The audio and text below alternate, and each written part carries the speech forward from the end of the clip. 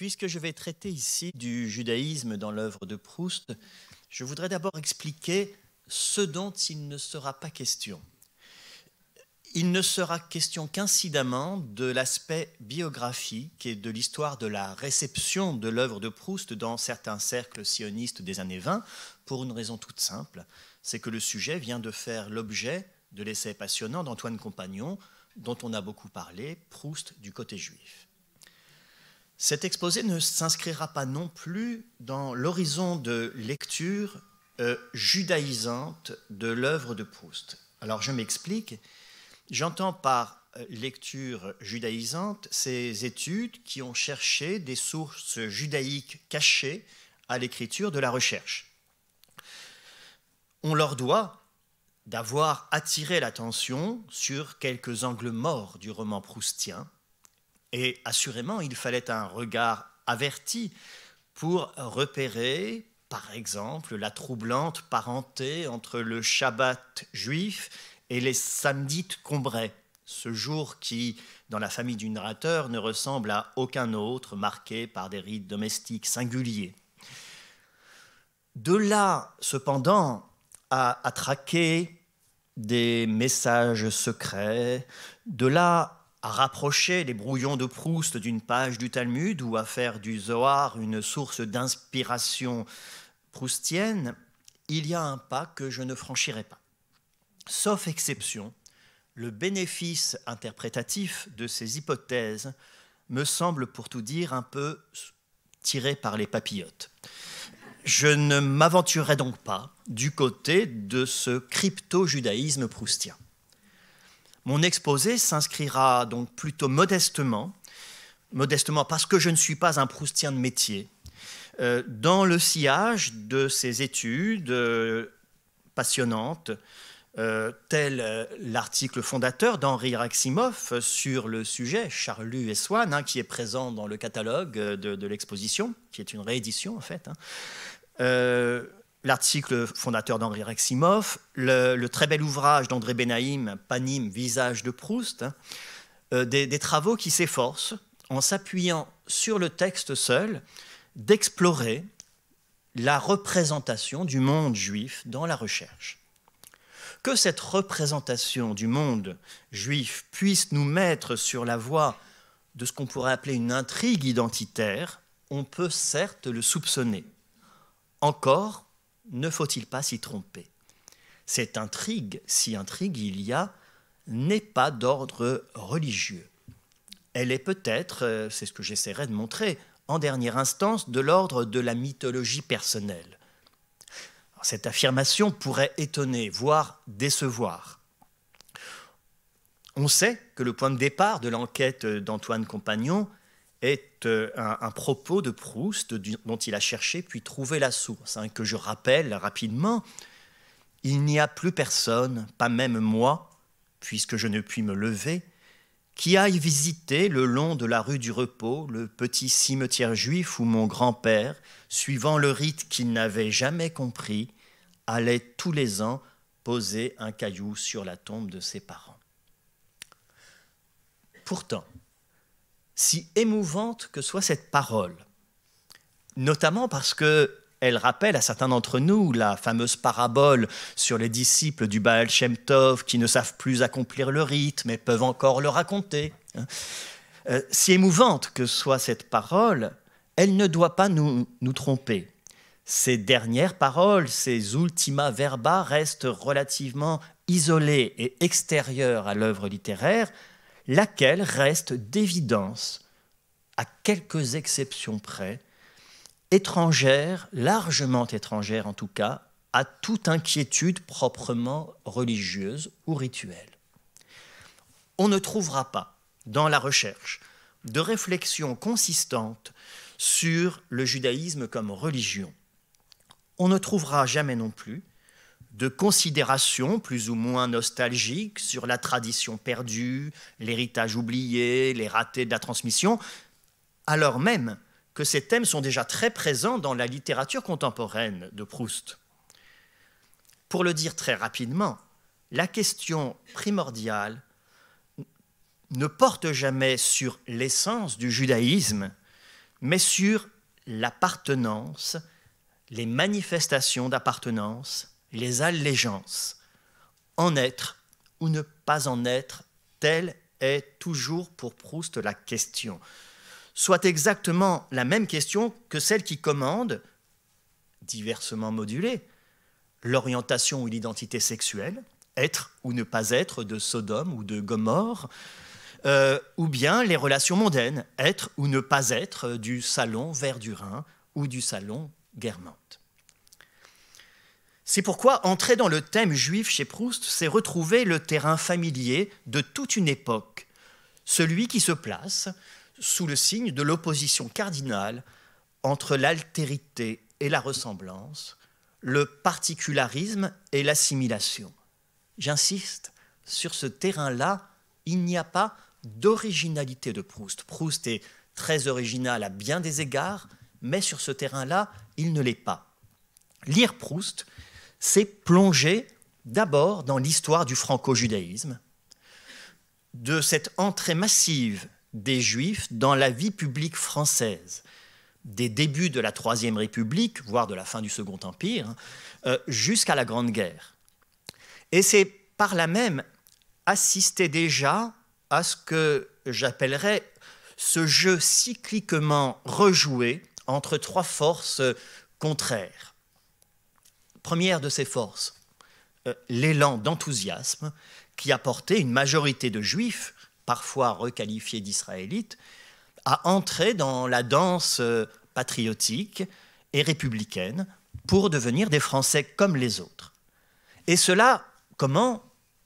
Tout simplement parce que l'on pourrait nommer la subsidiarisation, voire l'effacement de leur particularisme religieux ou communautaire, notamment par l'abandon des signes extérieurs de l'appartenance. Première force, donc, c'est cet élan d'assimilation.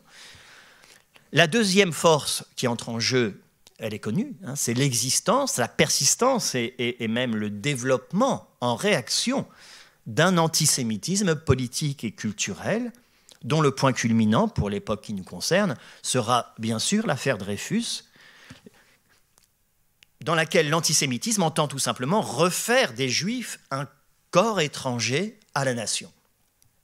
Et puis il y a une troisième force qu'il ne faut jamais négliger, qui est absolument capitale, c'est l'arrivée périodique de vagues d'immigrants, notamment entre 1880 et 1918, principalement ashkénazes, fuyant la misère ou les persécutions, et réactivant régulièrement une conscience, un souvenir au moins de l'altérité juive que le processus assimilateur avait commencé parfois à faire oublier. Et par là même, donc, ces vagues d'immigrants réapprovisionnent un vaste répertoire imaginaire et ethnographique, ethnologique. Les représentations des Juifs se structurent donc à cette époque autour de ce questionnement sur le même et l'autre.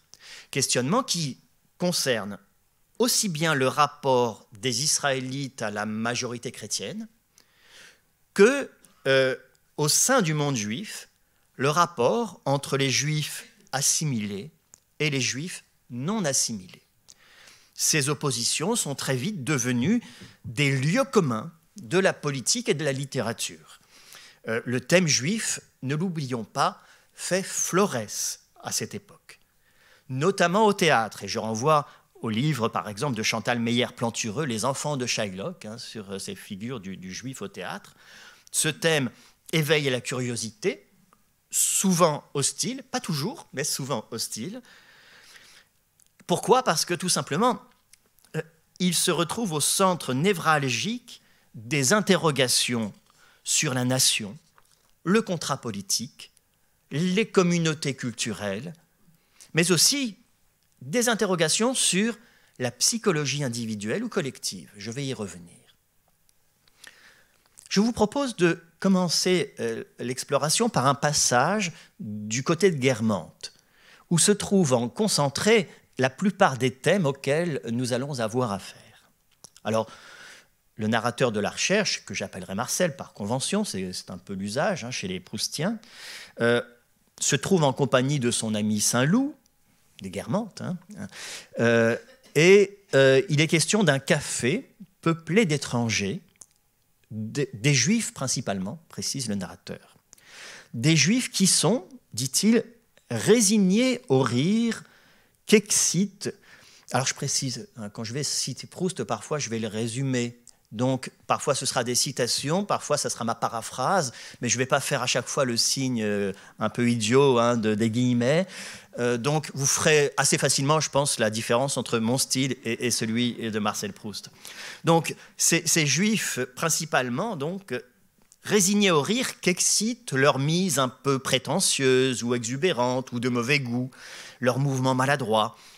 Il précise aussitôt, le narrateur, qu'il parle des Juifs non assimilés, bien entendu, il ne saurait être question des autres.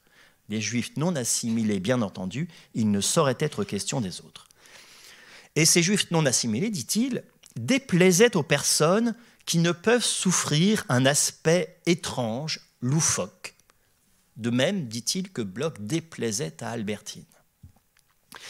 Et là, c'est surprenant, le narrateur se lance alors dans un plaidoyer assez touchant en faveur de cette population injustement dénigrée, ou méprisée ou moquée, parce que, dit-il, lui avait connu dans sa vie bien de ces Juifs dotés, je cite, d'une générosité de cœur, d'une largeur d'esprit, d'une sincérité, à côté desquels la mère de Saint-Loup et le duc de Guermantes, avec leur sécheresse et leur hypocrisie religieuse, feraient piètre figure morale.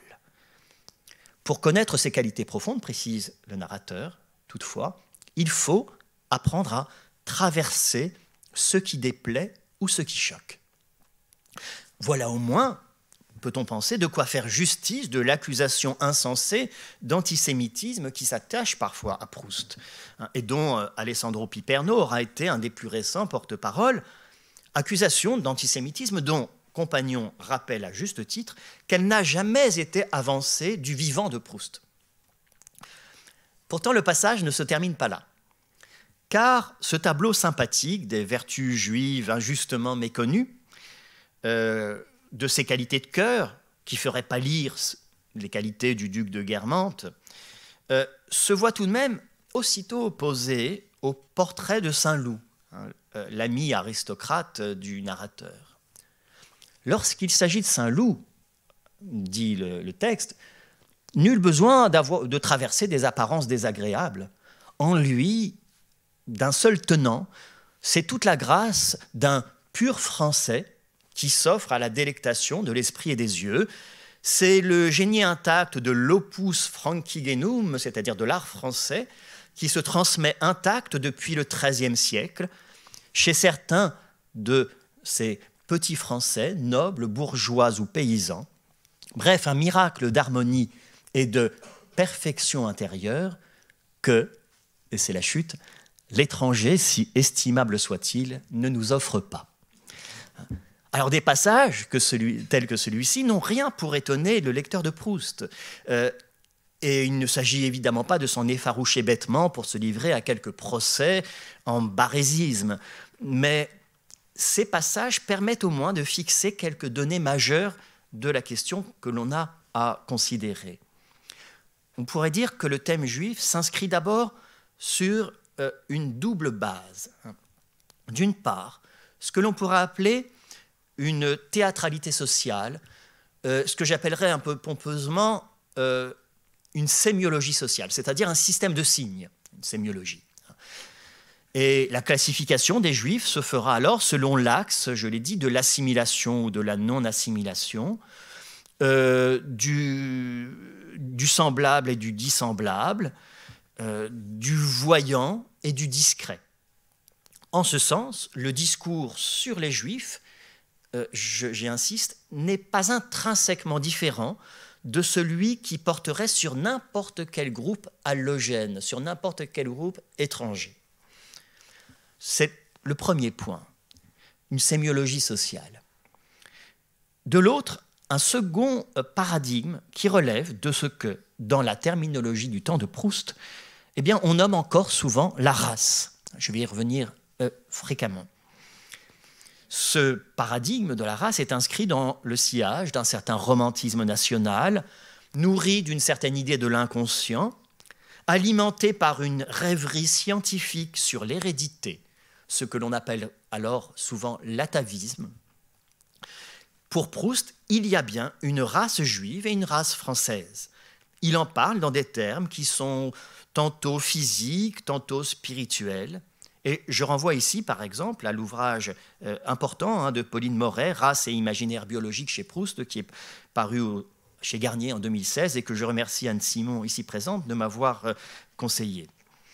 Ces deux paradigmes, la sémiologie et la race, se combinent. Le paradigme sémiologique renvoie, pour aller vite, à la culture, à ce qu'on pourrait appeler la civilisation des mœurs avec Norbert Elias, à l'apprentissage des usages sociaux et donc à une certaine manifestation de soi. L'assimilation, qu'est-ce que c'est? C'est une performance mimétique qui s'accomplit tantôt à l'échelle d'un individu, tantôt en plusieurs générations au fil de l'histoire.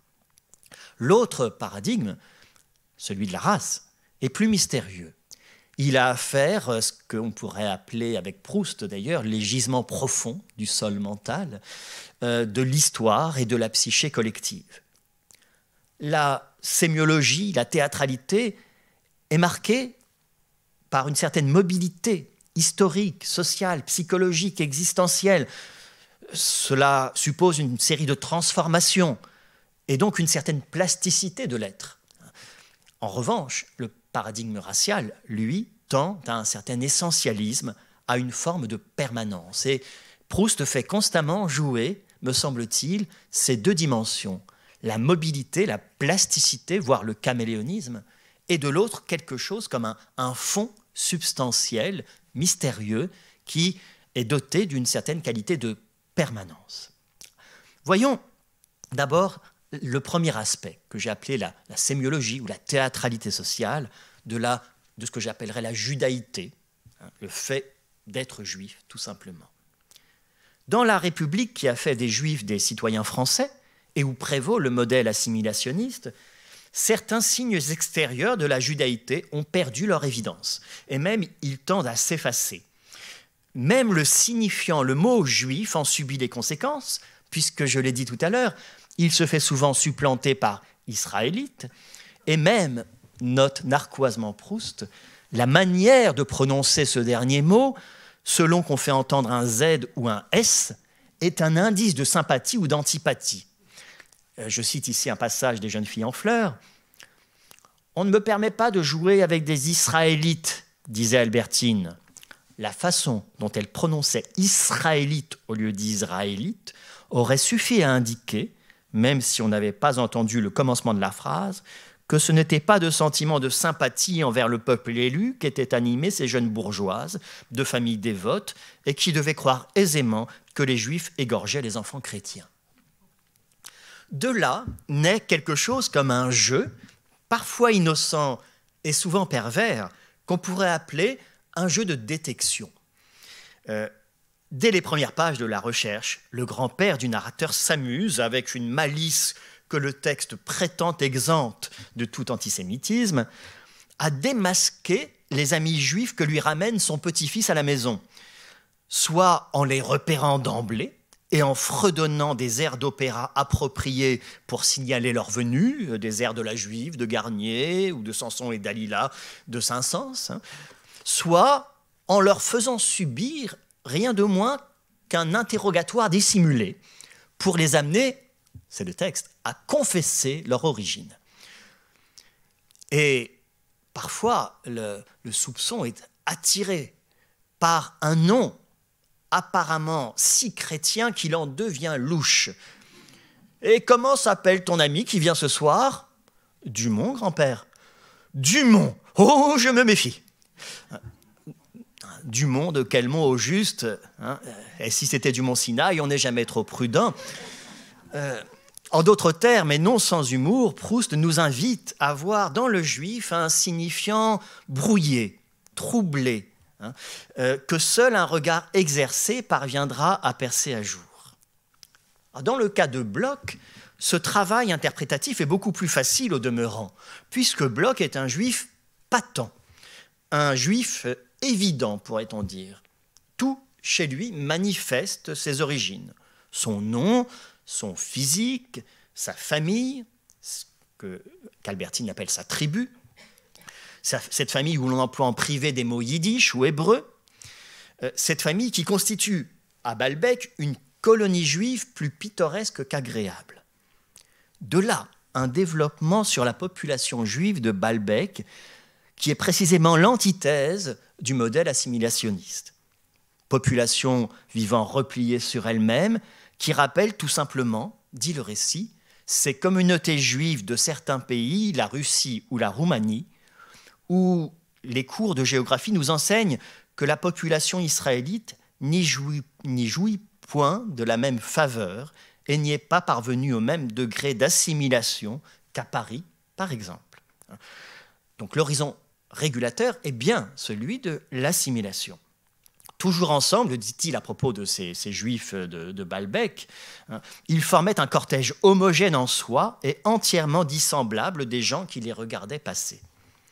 Le jugement est sévère, il est aggravé même par la thèse selon laquelle ce milieu accuse d'antisémitisme ceux qui ne les trouvent guère sympathiques et qui n'ont pas envie de frayer avec eux, alors même donc qu'ils se présentent comme une phalange compacte et close, où personne d'ailleurs ne songeait à se frayer un chemin. Pourquoi de tels passages n'ont-ils pas passé pour antisémites? Pour deux raisons essentielles, outre la première bonne raison, à savoir que ce ne sont pas des passages antisémites. La première est qu'il y avait en réalité un consensus assez général dans la société française, y compris dans le monde juif majoritaire, pour blâmer l'entre-soi communautaire, le séparatisme ethnique, et Proust rejoint ici le sentiment majoritaire.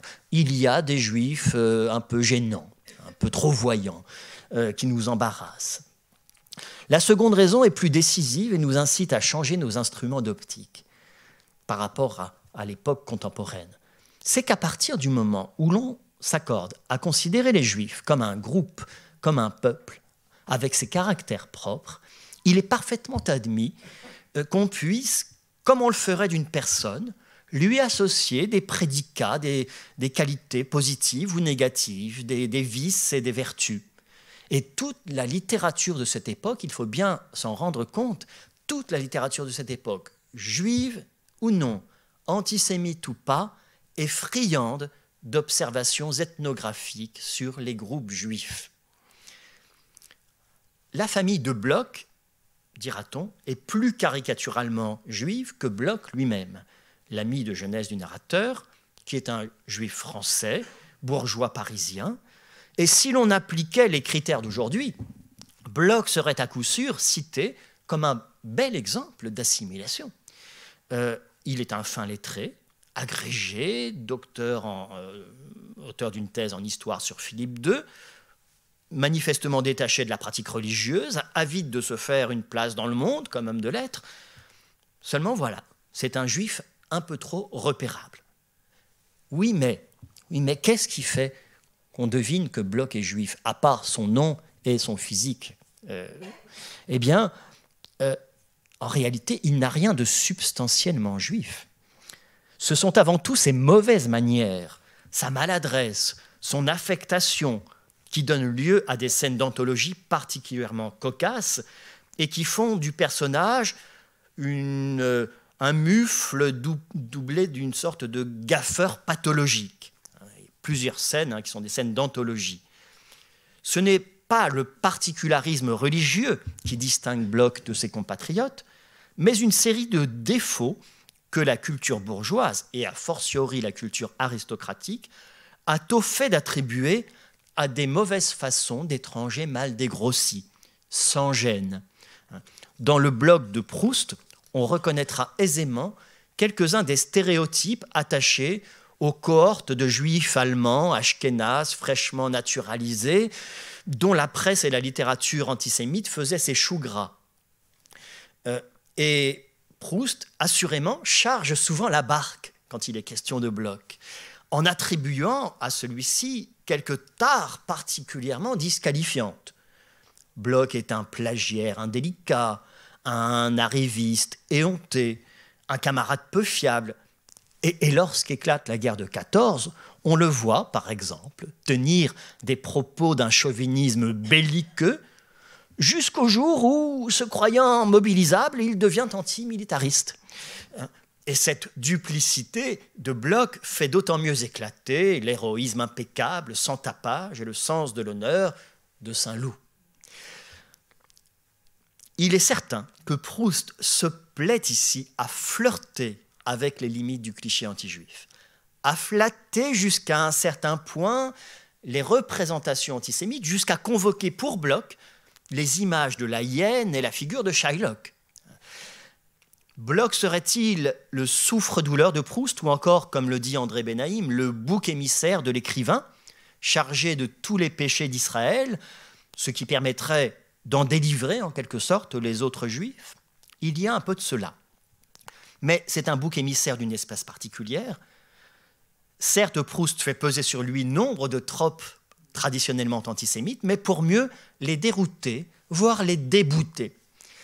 Et cela de plusieurs manières. Je commence par rappeler que Bloch, avec tous ses défauts, reste l'ami du narrateur. Déplaisant souvent, il n'est pas pour autant uniformément odieux. Le portrait à charge est régulièrement balancé, pondéré par la reconnaissance de réelles vertus humaines, voire par des renversements de situation. Par exemple, ce moment où Bloch vient au secours de Morel en lui permettant d'emprunter de l'argent à son oncle Nissim Bernard, ce dont il sera payé en retour par l'ingratitude de Morel, devenu antisémite pour dette. Plus fondamentalement, les défauts de Bloch font décidément de lui un personnage de comédie. Il fait rire, il amuse à ses dépens, et notamment sur le sujet de l'assimilation. J'ai parlé tout à l'heure de cette sémiologie brouillée de la judaïté. Celle-ci donne lieu à quelques scènes d'anthologie. Par exemple, cette scène des jeunes filles en fleurs, qui est souvent citée. On est à Balbec. Balbec, c'est une sorte de... Bon, c'est Cabourg, hein, ça ressemble un peu à Juan Lépin des années 80. Un jour que nous étions assis sur le sable, Saint-Loup et moi, nous entendîmes d'une tente de toile contre laquelle nous étions sortir des imprécations contre le fourmillement d'Israélites à Balbec, qui infestait Balbec. « On ne peut faire 2 pas sans en rencontrer, disait la voix. Je ne suis pas par principe irréductiblement hostile à la nationalité juive, mais il y a pléthore. On n'entend que, dites donc, Abraham, Shefu, Jacob. On se croirait rue d'Aboukir. » L'homme qui tenait ainsi contre Israël sortit enfin de la tente. Nous levâmes les yeux sur cet antisémite. C'était mon camarade Bloch. Hein, pourrait parodier la Bible. Hein, que tes tentes sont étranges, Israël. Hein. La satire de l'antisémitisme juif, qu'on n'appelait pas encore la haine de soi à l'époque, est un sujet très courant de plaisanterie et de littérature à l'époque. On la rencontre notamment au théâtre. Ainsi, en 1907, une pièce à scandale et à succès de 2 auteurs, Alfred Savoir et Fernand Nozière. Alors, Alfred Savoir s'appelait Alfred Posdansky, en vrai, et Fernand Nozière s'appelait Fernand Aaron Weil. Bon, ces frères Savoir, Alfred Savoir et Fernand Nozière, donc, ont écrit une pièce, Le Baptême, qui s'ouvrait sur une scène, une antichambre, où 2 personnages, Théo Dreyfus et Charlie Lévy, se répandaient en propos antisémites sur la famille Bloch qui les recevait. Et les Bloch, de leur côté, dans la scène suivante, se lamentaient d'être obligés de recevoir des Israélites. Ça, c'est les pièces qu'on jouait en 1907 à Paris. Alors, autre scène d'anthologie, hein, le moment où Bloch, toujours dans Les jeunes filles en fleurs, se pique de faire, je cite, « faire dans ses sentiments la part assez mince d'ailleurs qui peut tenir à ses origines juives. Rétrécissant sa prunelle, précise le narrateur, comme s'il s'agissait de doser au microscope une quantité infinitésimale de sang juif, et comme aurait pu le dire, mais ne l'eût pas dit, un grand seigneur français qui, parmi ses ancêtres tous chrétiens, eût pourtant compté Samuel Bernard ou plus anciennement encore la Sainte Vierge.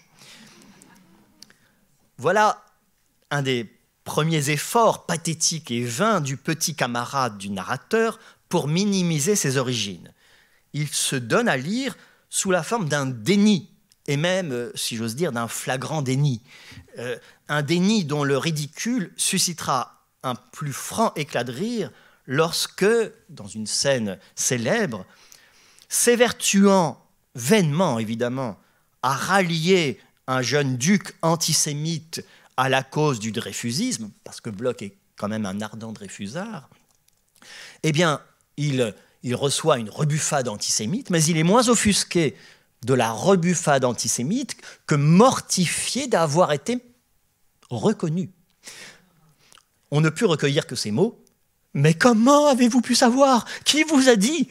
Comme s'il avait été le fils d'un forçat.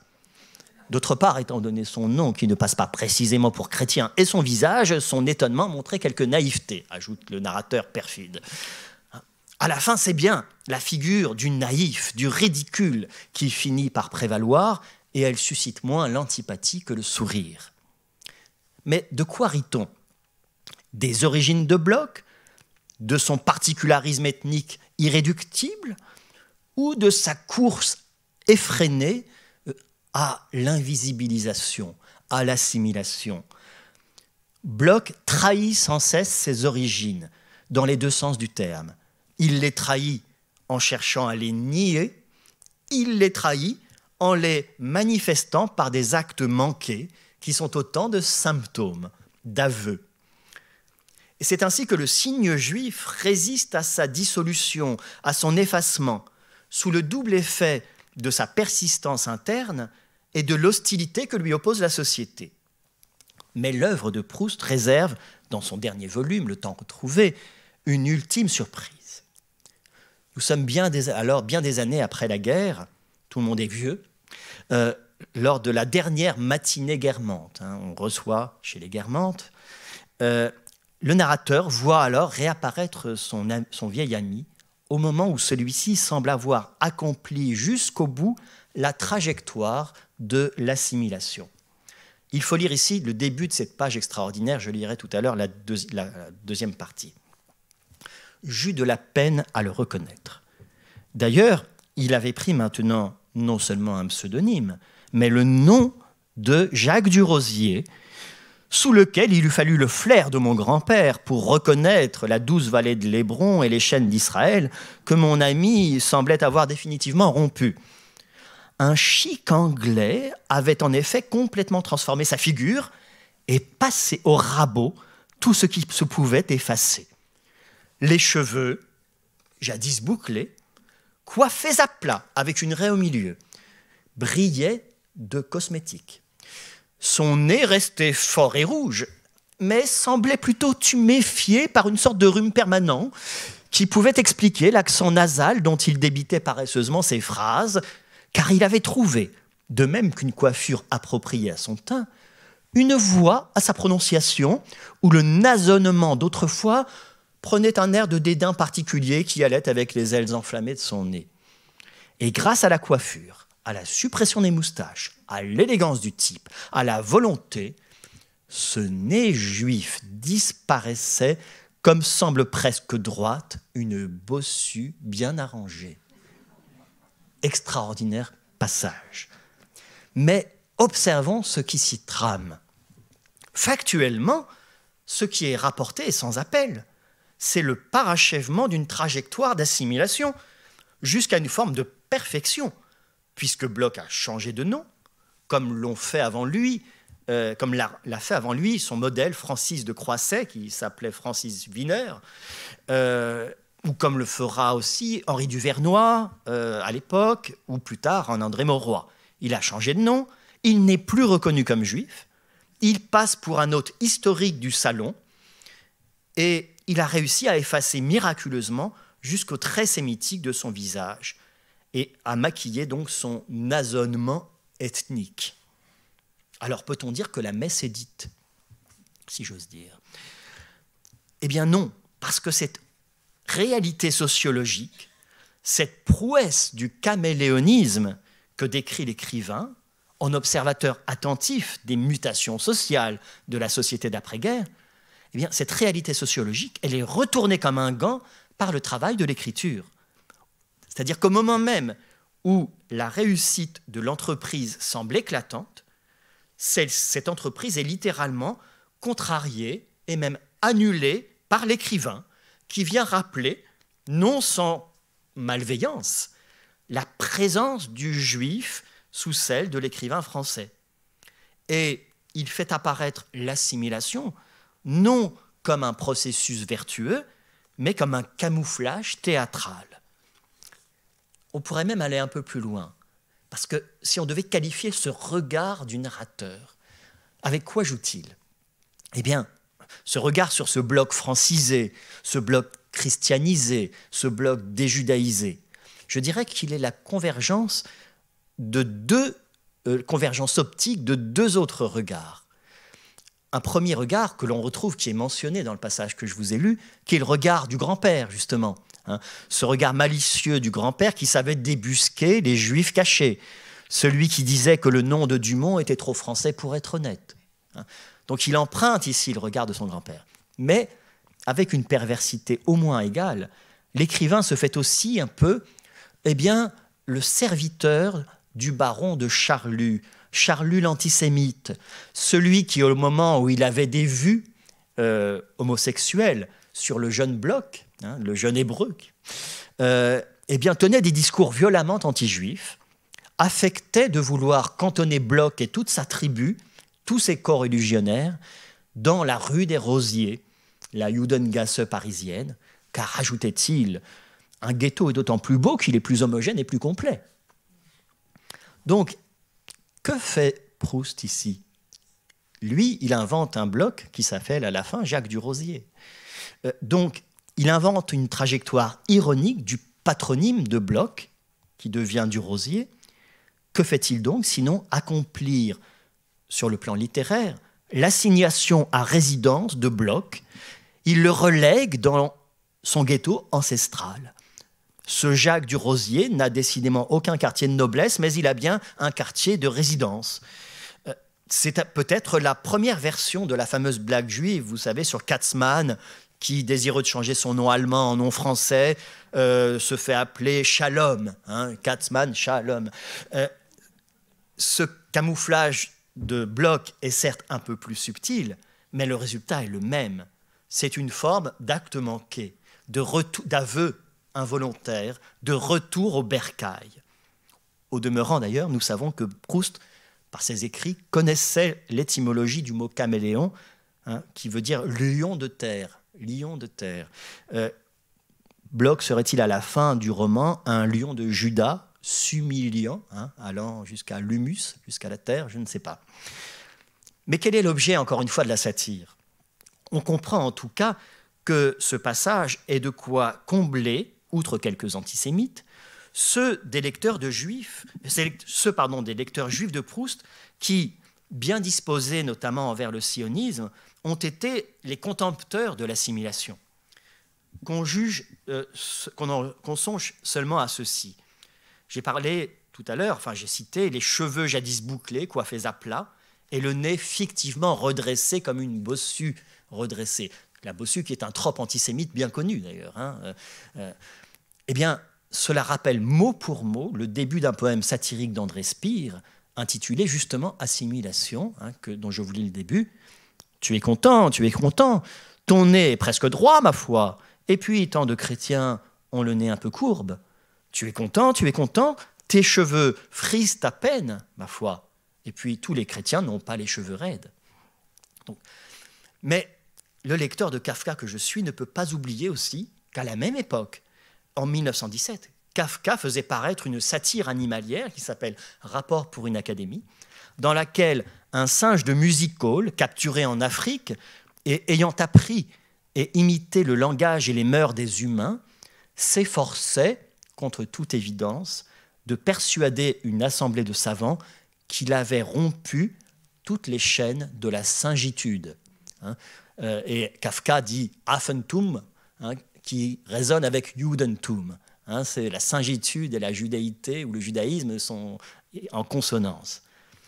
En substance, dans les textes qui foisonnent à l'époque, parce que Proust n'est vraiment ici qu'un reflet de son époque, sur la question de l'assimilation, on peut distinguer globalement 3 groupes.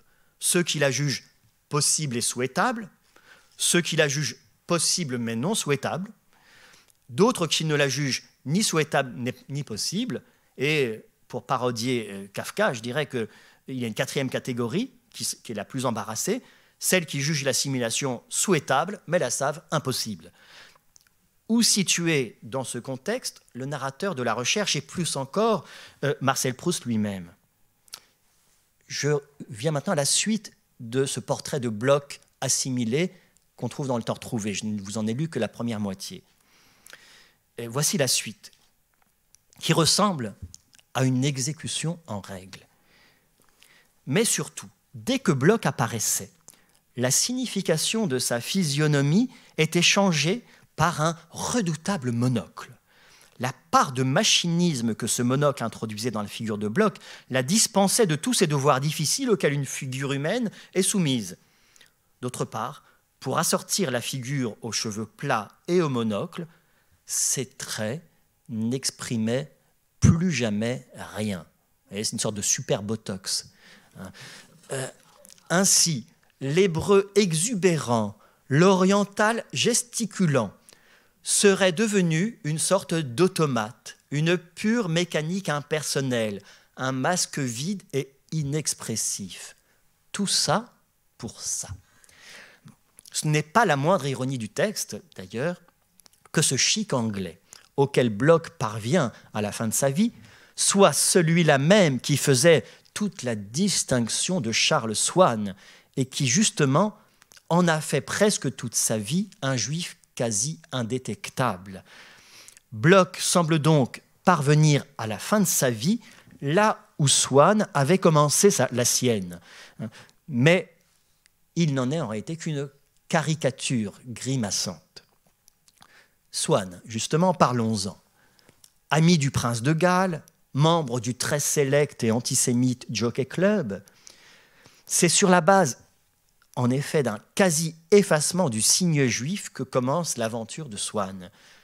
Si, donc, Bloch a un côté vilain petit canard juif, Swann apparaît au début du roman comme le signe juif. Swann, en anglais, ça signifie le signe. Donc, on est dans le conte d'Andersen. Il y a le vilain petit canard Bloch et puis le signe Swann. Il est ce que l'assimilation peut accomplir de plus raffiné. Il est même d'ailleurs baptisé, fait-on savoir, tout comme ses parents, peut-être même ses grands-parents. Même son nom, qu'il juge pourtant trop hébraïque au moment de l'affaire Dreyfus, ne l'est pas le moins du monde. N'est pas juif le moins du monde. Swann, ce n'est pas un nom juif. Il est simplement le signe de quelque étrangeté persistante. Swann est donc le nom même du dérèglement du signe juif. Au début, d'ailleurs, signe supplémentaire de ce dérèglement. Au début du premier volume, il est décrit comme d'origine juive. C'est une des premières phrases qui le caractérise dans ce contexte. Or, dans une version antérieure, Antoine Compagnon rappelle que Proust avait écrit « Swann était juif ». Cette hésitation n'a rien d'anodin. Elle est très significative en ce qu'elle vient démontrer la zone d'indétermination entre les deux États, juif ou d'origine juive. En réalité, les deux propositions à l'âge de l'assimilation sont devenues parfois presque équivalentes ou réversibles. Notons que, dans les mêmes années exactement, un autre grand roman de la modernité plaçait en son cœur une figure de demi-juif baptisé. Donc il y avait Charles Swann pour Proust et Léopold Bloom, le protagoniste d'Ulysse dans le roman de Joyce. Bloom, irlandais catholique de Dublin, baptisé 3 fois, ça commence à devenir louche, amateur de petits lardons, qui, un 16 juin 1904, se voit rappeler de 1000 manières que la judéité insiste.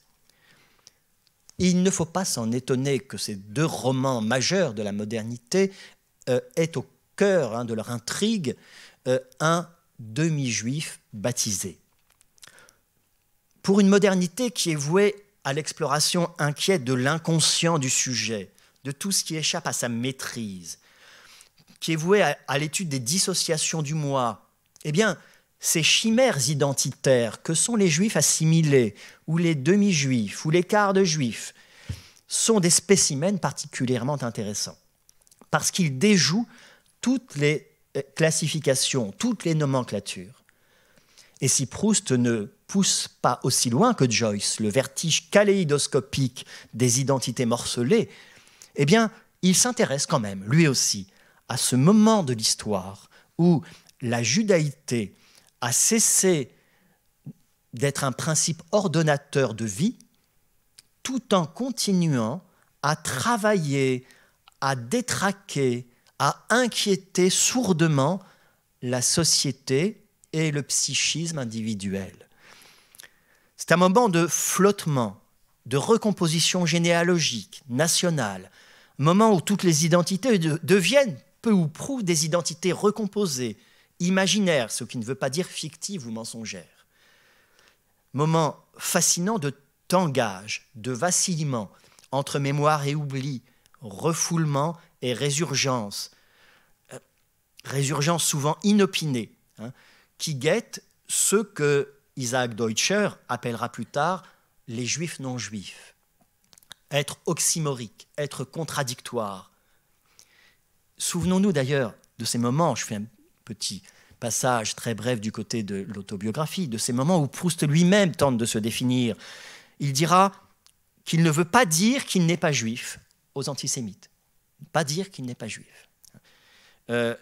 Ou bien il signifie à Montesquieu, et un de ses nombreux amis antisémites, que si lui est catholique, sa mère est juive. Mais Proust est le premier à savoir que dire « ma mère est juive » revient à dire indirectement qu'il l'est aussi de quelque façon. Et c'est là qu'on entre dans ce que j'ai appelé le second paradigme, le paradigme de la race. C'est le mot de l'époque, un terme à vrai dire aussi polysémique, pluriel que peut l'être aujourd'hui celui d'identité et dont l'usage est presque aussi intempérant que celui d'identité aujourd'hui. Que recouvre cette notion?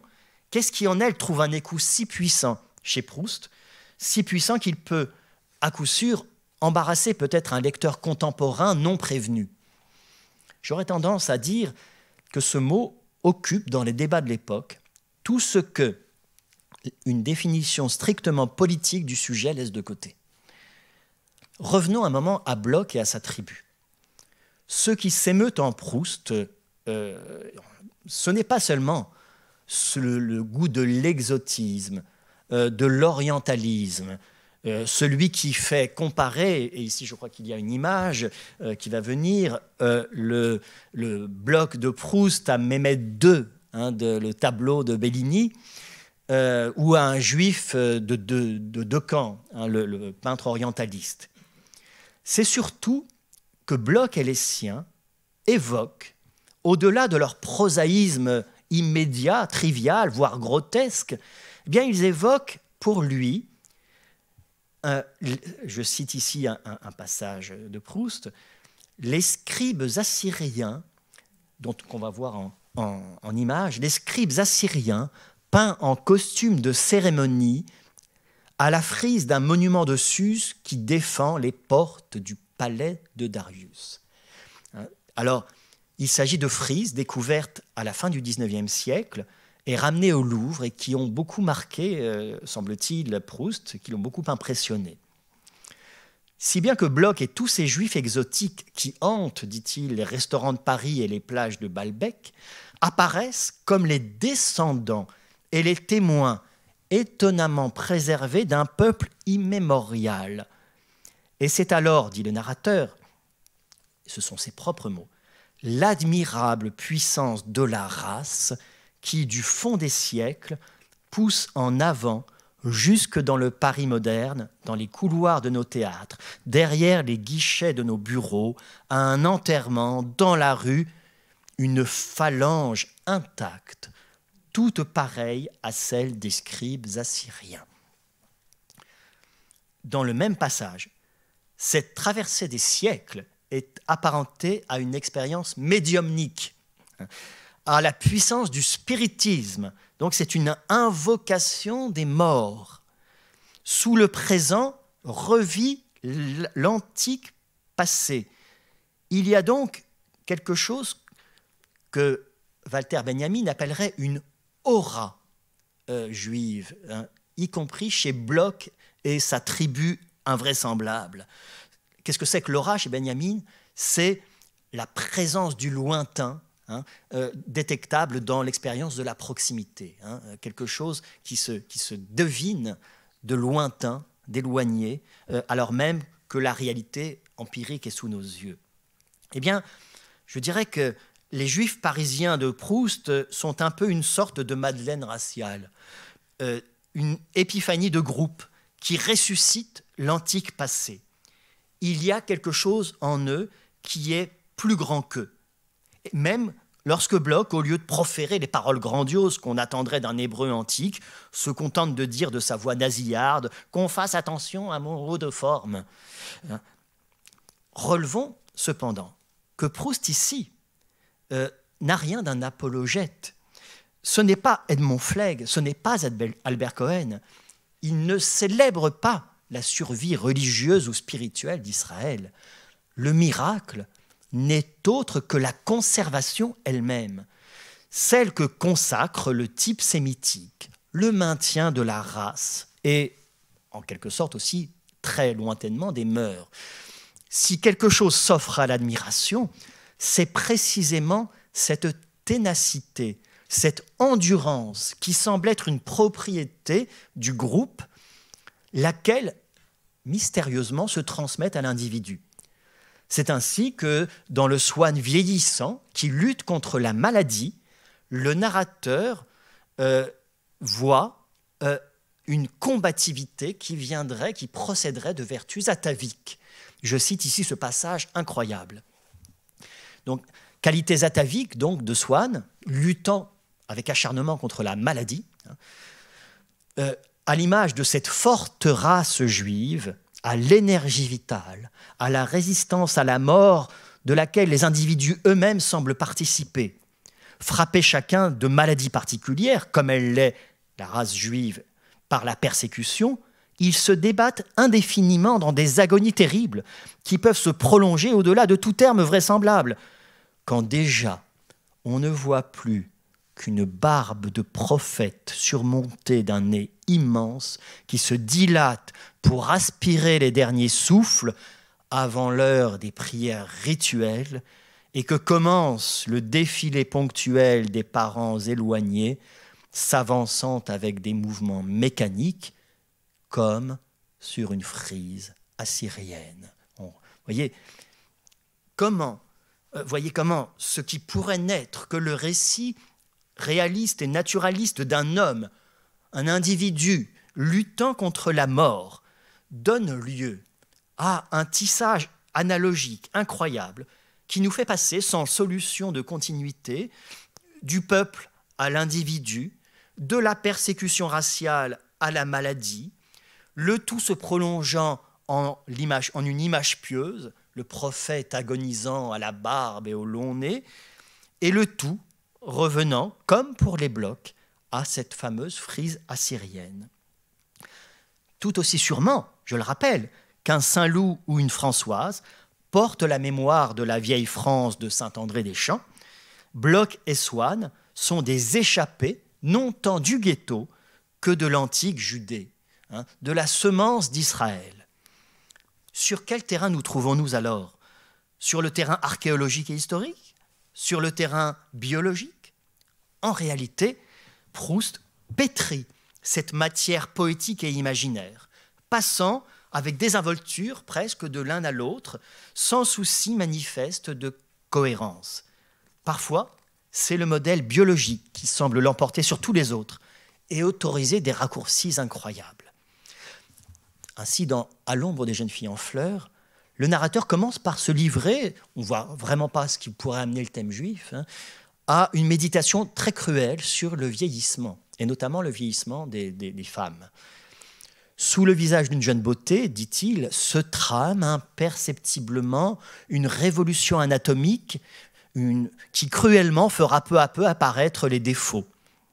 Et comment, ajoute le narrateur, pouvons-nous avoir une idée des traits disgracieux que prendront bientôt ces beaux visages harmonieux? C'est simple, il faut citer ici ce texte incroyable. Il suffisait de voir à côté de ces jeunes filles leur mère ou leur tante. Alors quand on parle de muflerie, il se pose là. Ces mères ou ces tantes, dont les traits ne manqueraient pas de réapparaître, et là, c'est incroyable, selon une loi aussi inéluctable que le patriotisme juif ou l'atavisme chrétien chez ceux qui se croient le plus libérés de leur race. Les traits du visage vieilli se tiennent, dit-il, dans la coulisse, prêts à entrer en scène, tout comme tel dreyfusisme, tel cléricalisme soudain, imprévu, fatal, tel héroïsme nationaliste ou féodal, soudainement issu, à l'appel des circonstances, d'une nature antérieure à l'individu lui-même. Et Proust d'ajouter qu'alors que nous nous croyons libres, nous ne percevons pas la cause première, entre parenthèses, race juive, famille française, etc., qui produit nos idées et nos engagements. Ainsi, la programmation génétique de la transformation d'un visage est mise sur le même plan que le retour de l'atavisme religieux ou racial, comme s'il s'agissait d'un phénomène naturel de germination inscrit dans les lois de l'espèce ou du groupe. On trouve une formulation voisine dans le temps retrouvé, mais il y en a d'autres. J'avais aussi vu que ces cellules morales qui composent un être sont plus durables que lui.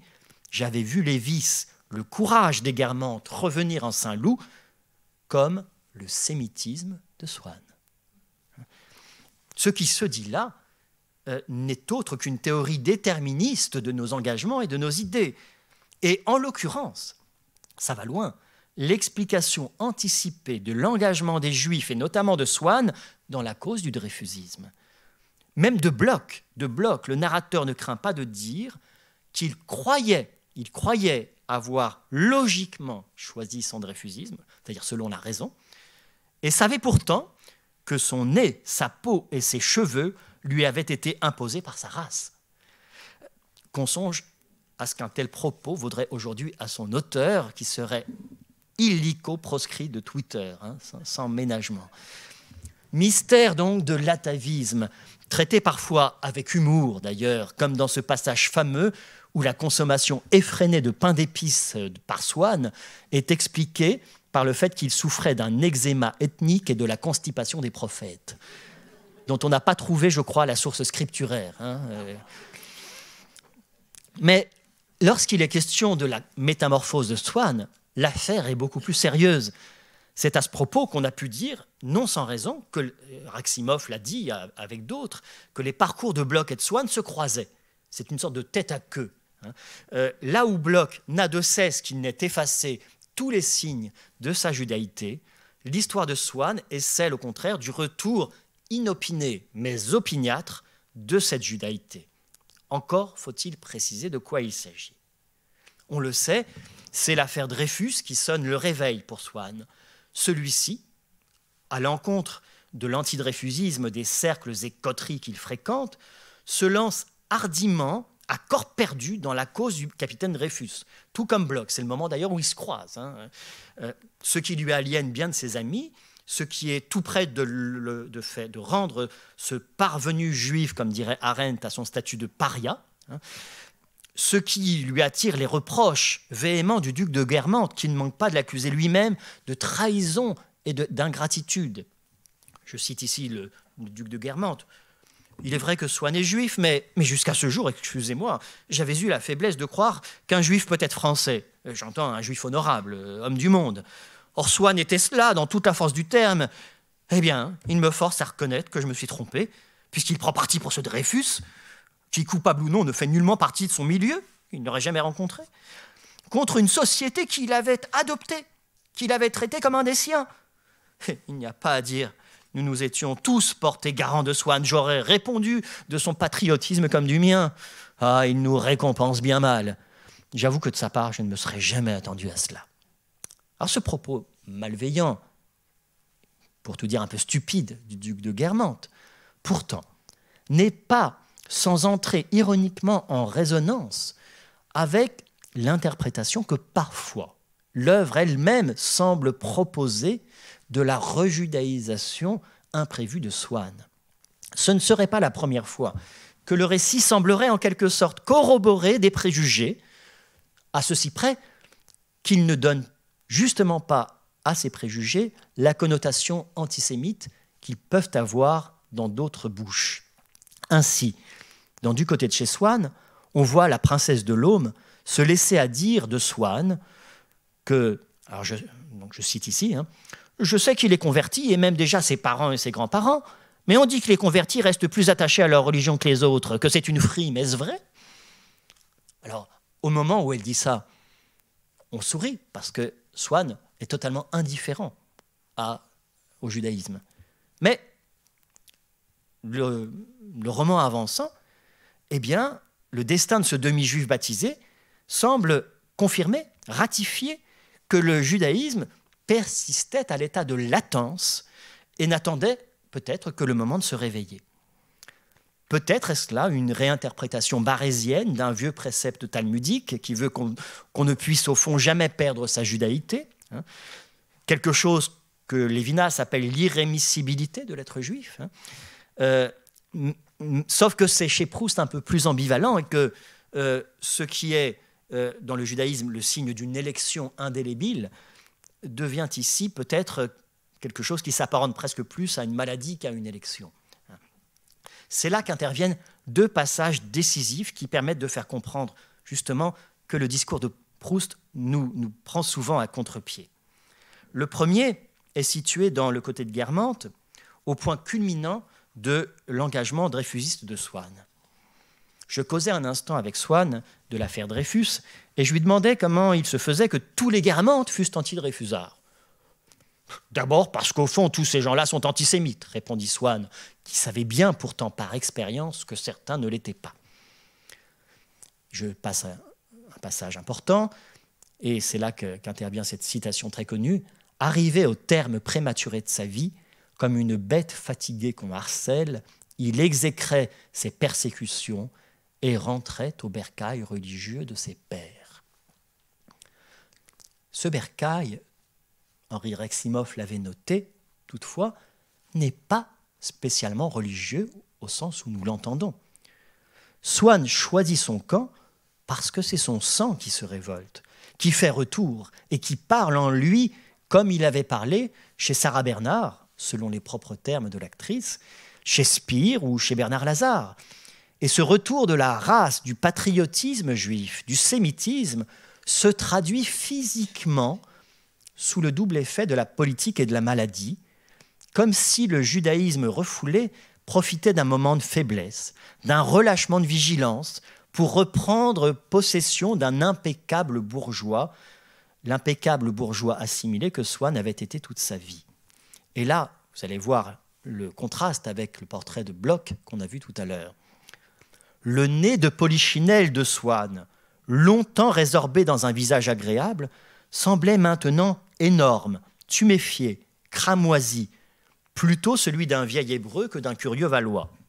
D'ailleurs, peut-être chez lui, en ces derniers jours, la race faisait-elle apparaître plus accusée le type physique qui la caractérise, en même temps que le sentiment d'une solidarité morale avec les autres juifs, solidarité que Swann semblait avoir oubliée toute sa vie et que, greffées les unes aux autres, la maladie mortelle, l'affaire Dreyfus, la propagande antisémite avaient réveillé. Il y a chez certains Israélites, très fins pourtant et mondains délicats, chez lesquels restent en réserve et dans la coulisse, afin de faire leur entrée à une heure donnée de leur vie, comme dans une pièce, un mufle et un prophète. Swann était arrivé à l'âge du prophète. Quelques remarques. La littérature de ce temps est parsemée de ce scénario du retour. Retour au judaïsme, retour à la judaïté, modulé de toutes les manières possibles. Bientôt, Armand Lunel obtiendra le prix Renaudot pour Niccolò Peccavi, l'histoire d'un catholique antisémite de Carpentras au temps de l'affaire Dreyfus qui découvre par hasard dans un grenier le secret bien gardé de ses origines. Déjà, Zangwill avait écrit sa parabole de l'enfant prodigue avec Radgadia, cette nouvelle qui avait marqué toute une génération de juifs, et Spire en particulier. Une pièce de Léon Poldès qui s'appelait L'Éternel Ghetto faisait dire à un juif apostat revenu à la foi de ses pères, il faisait dire à sa fiancée chrétienne, « Je ne suis pas seul, tu n'es pas seul.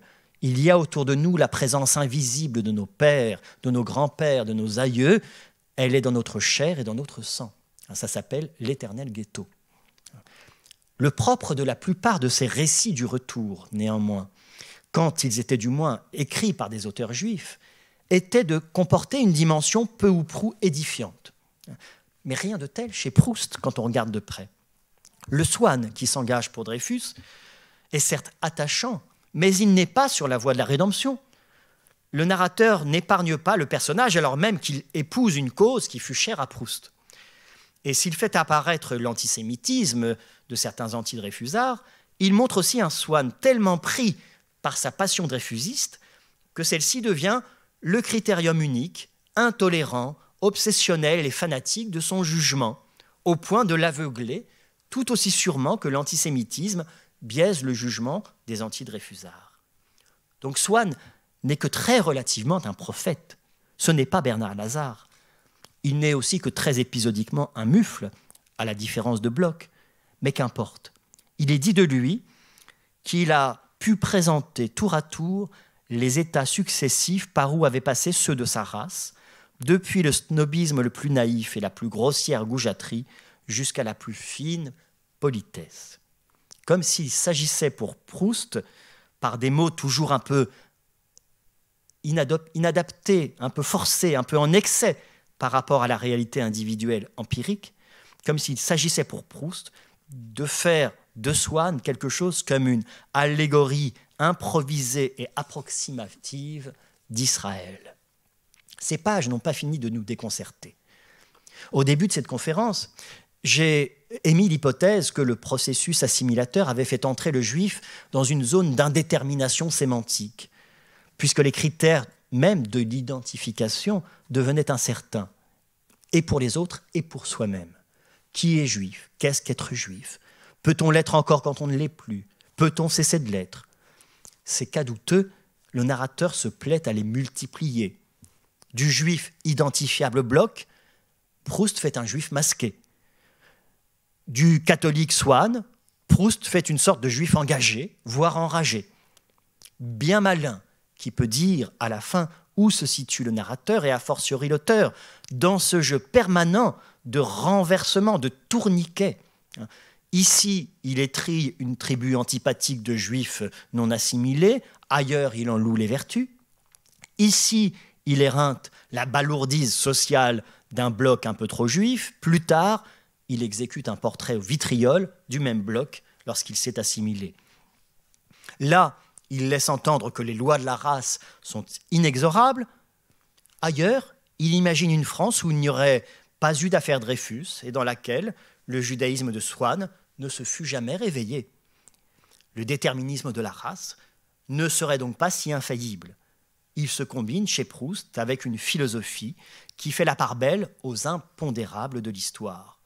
La chaîne des générations elle-même est ainsi prise entre déterminisme et aléa. Aucune disgrâce n'est définitive, aucune ascension assurée, et il n'est pas jusqu'à Bloch dont on ne puisse prédire qu'un jour, peut-être, devenu très vieux, il aurait les mêmes réflexes de caste que le grand monde et dispenserait autour de lui ces qualités de tact et de discrétion que le narrateur avait cru le privilège d'hommes comme Monsieur de Norpois. allez savoir, les petits-enfants de Bloch seraient peut-être bons et discrets presque de naissance. Par quoi donc la pensée sociale de Proust vient en quelque sorte contrebalancer une certaine tendance au déterminisme racial. Faisons un dernier pas, hors de la pure sociologie et de la théorie des races, du côté du mythe, ce que j'appellerais le sémitisme de Proust en écrivant sémitisme avec, comme on écrit mythe, comme on écrit un mythe. Du côté de ce que Evelyne Lévy-Berthaud, ma collègue, appelle le mytho-biographique. En vérité, il se peut que l'approche proustienne de cette réalité juive, fuyante et obsédante à la fois, marginale et centrale, ne se comprenne en dernière instance que ressaisie dans un ensemble mythologique, dans un complexe mythologique. Considérons ce triangle, juif, homosexuel, aristocrate.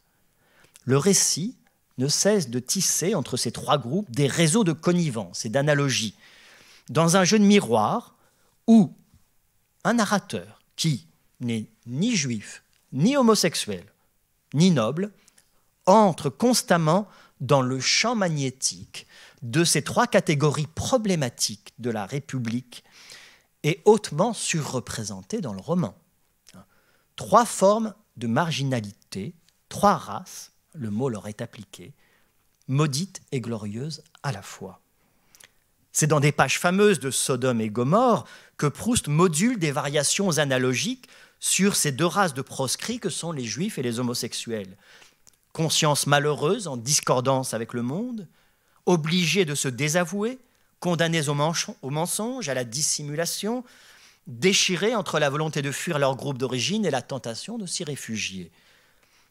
Il parle ici des homosexuels, comme les juifs, se fuyant les uns les autres, mais aussi rassemblés à leurs pareils par l'ostracisme qui les frappe, l'opprobre où ils sont tombés, ayant fini par prendre, par une persécution semblable à celle d'Israël, les caractères physiques et moraux d'une race, parfois beaux, souvent affreux, parfois beaux, souvent affreux. La race, la quasi-race dont il est question ici, se trouve au croisement, vous le voyez, du biologique et du culturel. Une identité forgée par la persécution et la culture du secret, assimilée à une sorte de franc-maçonnerie, mais bien plus étendue et plus efficace que celle des loges. Tel est ce que l'on pourrait appeler la race paria. Mais il y a aussi la troisième race, l'aristocratie finissante, les fins de race en quelque sorte, du faubourg Saint-Germain. On ne serait pas en peine de mettre en lumière, après bien d'autres, tout ce qui rapproche la mythologie aristocratique de la mythologie juive. Sentiment électif ou orgueil de race, comme on disait alors, ancêtre glorieux, filiation, sang bleu, qui va se perdre surtout pour les Juifs dans la plus haute antiquité, et jusqu'à ce cosmopolitisme, cet internationalisme qui rend dérisoires les frontières et crée des correspondances entre les deux. Proust ne cesse de jouer avec ces analogies. Il fabrique un quiproquo qui fait passer le baron de Charlus, le pauvre, pour un juif auprès de Madame Cottard. Il fait courir la rumeur mensongère des origines juives de Saint-Loup parmi les antisémites. Il joue à écrire Lévy-Mirepoix avec un Y, comme on écrit la famille Lévy. Et c'est même très sérieusement une infiltration juive qui se produit chez les Guermantes. C'est aussi à cela que sert Swann, dont le père, rappelons-le, était agent de change, comme le grand-père de Proust, agent de change.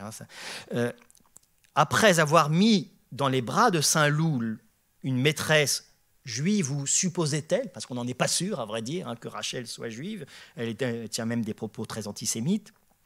Après lui avoir mis donc, dans les bras une prostituée sans doute juive, qui le rend Dreyfusard d'ailleurs, eh bien, il fait épouser à Saint-Loup Gilberte Swann, fille donc d'Odette et de Charles Swann, le demi-juif. Gilberte n'aura de cesse qu'elle n'ait tué son propre père, effacé la souillure de son nom pour se faire appeler Forcheville, et l'alliance entre Gilberte Swann, au quart juive en quelque sorte, et Saint-Loup, Guermantes, donne naissance à une fille, mademoiselle de Saint-Loup, créature de synthèse, créature syncrétique, dans laquelle viennent se fondre en quelque sorte les deux côtés, le côté de chez Swann et le côté de Guermantes. Il y a donc du sang sémitique dans Mademoiselle de Saint-Loup, même si son nez, précise le narrateur, ne l'est plus. Ajoutons que ces deux races, la juive et l'aristocratique, ont justement en commun une très singulière protubérance anatomique. On a relevé plus d'une fois une véritable fixation du narrateur sur l'appendice nasal des nobles et des Guermantes et des juifs. Et comme le dit très plaisamment André Benaïm, le nez est le signe de l'hérédité. C'est ainsi, dit-il, que les ancêtres font enfin surface en montrant le bout du nez. C'est ainsi que Proust n'a cessé d'entretenir une équivoque donc entre le nez busqué des Guermantes, qui rappelle vaguement le nez juif, sans y être totalement semblable. Entre le nez de Guermantes donc et le nez juif. Le nez busqué, le nez aquilin, le nez crochu, le nez de Mademoiselle de Saint-Loup, qui pourrait être juif, mais qui est in fine, si j'ose dire, un nez Guermantes.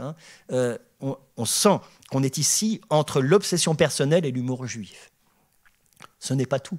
On sait que le narrateur de la recherche passait dans sa jeunesse tout son temps à table à se tirer le nez pour tâcher de ressembler à Swann. On sait même que Proust dessinait parfois un nez en guise de signature. Voilà donc un écrivain qui, si l'on me passe l'expression, signe du nez. Son blase sémitique serait-il son blason aristocratique? Ou un malicieux pied de nez à tous ceux qui pourraient être tentés de prendre ces conjectures raciales ou généalogiques au pied de la lettre? Pour saisir sa judéité, tout se passe comme si Proust avait besoin de la situer donc par rapport à ces deux expériences symétriques de la race paria, les homosexuels, et de la race glorieuse, la noblesse féodale, oscillant entre une mythologie de la marginalité et une mythologie du prestige, entre malédiction et élection, déchéance et royauté, mais une royauté déchue. De fait, ces aristocrates du faubourg Saint-Germain ne sont-ils pas aussi des spectres, des survivants, comme les Juifs? Ne sont-ils pas, eux, les descendants de l'Ancien Régime, du monde ancien, comme les Juifs de l'Ancien Testament, condamnés à s'effacer de l'histoire bourgeoise et républicaine, mais étonnamment endurants? Et si le snobisme proustien n'était que l'autre nom de la compassion pour un monde qui s'entête à survivre, un groupe qui refuse de s'éteindre? Car à la fin, nous le savons bien, tout doit disparaître. Les bombes tombent sur Paris, Charlus se fait fouetter dans des hôtels borgnes que fréquente aussi Saint-Loup, la dernière matinée Guermantes à laquelle assiste le narrateur ressemble à une danse macabre, le portrait de Bloch en Jacques Durosier se fait sur fond de désillusion généralisée. C'est à la faveur des grandes amnésies collectives, des recompositions sociales, que des transfuges de classe et de race se feraient un chemin dans le grand monde. Et Bloch reçoit son baptême aristocratique au moment des grands brouillages généalogiques. Rome n'est plus dans Rome, la princesse de Guermantes n'est autre que Madame Verdurin. Du reste, toute la recherche n'a-t-elle pas travaillé à briser nos illusions sur le monde, a fortiori sur le grand monde et sur ses prétendues grandeurs, à nous faire mesurer donc l'abîme entre le nom et le pays, l'imagination et la réalité, ce qui donne à tous les efforts déployés par Bloch pour raboter son profil, pour en être l'aspect d'une farce, une foire aux vanités qui lui vaut une parole qui semble presque inspirée du Qoélète de l'Ecclésiaste. Je pensais, il vient dans des salons où il n'eût pas pénétré il y a 20 ans, mais il avait aussi 20 ans de plus et il était plus près de la mort. À quoi cela l'avançait-il? La formule est répétée. À quoi cela l'avançait-il? Alors, concluons rapidement. Il y a bien chez Proust et dans la recherche, tout comme chez Bloch, un côté qui tenait un peu du Sinaï. Et aller du côté de chez Swann, c'est toujours aller du côté de chez soi. Mais si Swann, le signe en anglais donc, est aussi le signe juif de l'écrivain, c'est surtout qu'il est au carrefour de bien des imbroglios identitaires de la modernité. L'écrivain, lui, s'il se fait la chambre d'écho de ce charivari, c'est en s'employant à devenir insituable, en affectant une égale distance à l'égard des passions, des tribus et des clans, et en revendiquant même une sorte d'inappartenance. Il n'y a de salut que dans une fuite par le haut, un lent processus de détachement qui fait le sublime de la recherche, mais défie toute essentialisation. Les ironies et les apories de l'identité ne sont surmontées qu'au prix d'une échappée que j'appellerais hérétique et érémitique dans un désert où il n'y a plus ni juif ni grec, et qui est la chambre obscure de l'écrivain, chambre obscure à partir de laquelle, pourtant, il nous restitue le monde qu'il vient de quitter. Si la cathédrale de la recherche n'est pas une synagogue, si c'est un temple dédié au seul monothéisme dont Proust se revendique le desservant, à savoir le monothéisme de l'art, c'est aussi un temple du temps, un palais de la mémoire, dans lequel, avec une piété toute profane, l'architecte a pris soin de réserver une chapelle d'honneur à son cher Swann et de consacrer nombre de tableaux, retables et vitraux à quelques tribus d'Israël, dont celle de Bloch. Un dernier mot. À propos de la frise du palais de Darius, on a relevé que Proust commettait une double confusion. Il confondait les Perses et les Assyriens pour mieux les unir aux Hébreux, dans un même ensemble mythique et sémitique, mais il a aussi confondu les archers de la frise qui défendaient le palais avec des scribes. Il les appelle des scribes alors que ce sont des archers. A-t-on jamais vu des scribes défendre un palais ? N'est-ce pas là aussi une assez belle image quasi messianique que celle qui inconsciemment substitue le scribe à l'archer, l'écrivain au guerrier, la plume à l'épée ? Après tout, qu'est-ce qui nous interdit d'imaginer Proust, sinon en écrivain juif, du moins en scribe sémite, rempart d'un temple invisible, sentinelle de l'édifice immense du souvenir, gardien de la mémoire des morts. Je vous remercie.